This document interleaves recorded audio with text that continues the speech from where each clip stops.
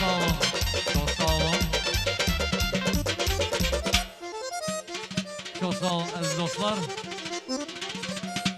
Əziz dostlar, qonaqlar, bugünkü bu gözəl ziyafətimizdə dayı iştirak edir. Hörmətli Ruslan Şeydayev. Xoş gəlib, səfa getirmişsiniz. Buyurun. Elman, çox sağ ol əzizim. Hörmətli qonaqlar, hörmətli qohumlar, qardaşlar, qonşular, yaxınlar. Közbiri də in mübarək kurayı.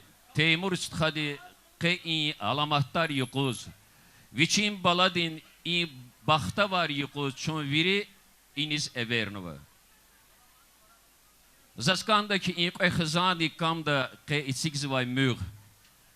Qe kutozvay rəq kutugaydı kurayı. Müğ evi müğ kurayı. Meqolay fizvay insanlar viri rik erqeni berekat kuay. Hoş qilixrin insanlar kurayı. Zaskandaki qavum din kamda, qavum din arada, kutozvay rəq. Reqiz sadrın çafaqat durayı. Hamişə fisq göday rəq kurayı. Allah de baxta vara vuray, xızan. Bugün gəlin köçən xanım, get səni xoşbəxt olasan. Taleyini seçən xanım, get səni xoşbəxt olasan. Gəlin köçmək səadətdir.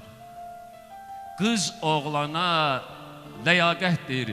Elimizdə toy adətdir, get səni xoşbəxt olasan. Görüm qoşa qaryasınız. Bir-birinizə yaryasınız, körpə teli daryasınız. Get, səni xoşbəxt olasan. Allah sizi xoşbəxt eləsin. Mən xahiş edərəm Cəmilə xanımdan. Cəmilə xanımı mənim bibim nəvəsinin toyudur. Bir peykər baxanı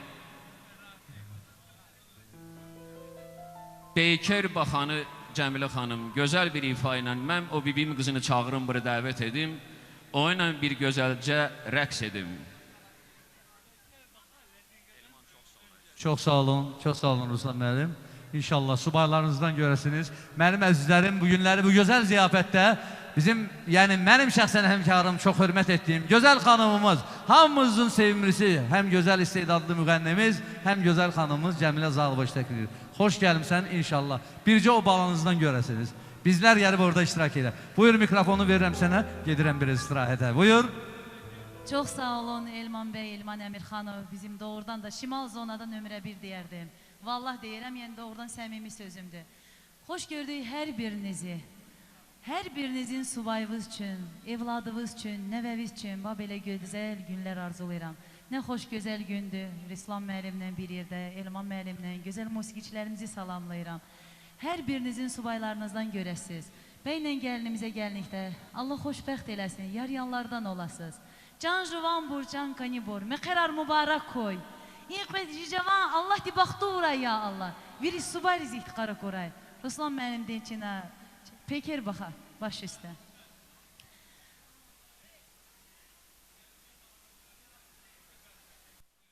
Hər kəsi rəqsə dəvət eləyirəm bu gözəl, xoş günümüzdə. Salam aleyh peker baxa, çatçı yardın qolir qala.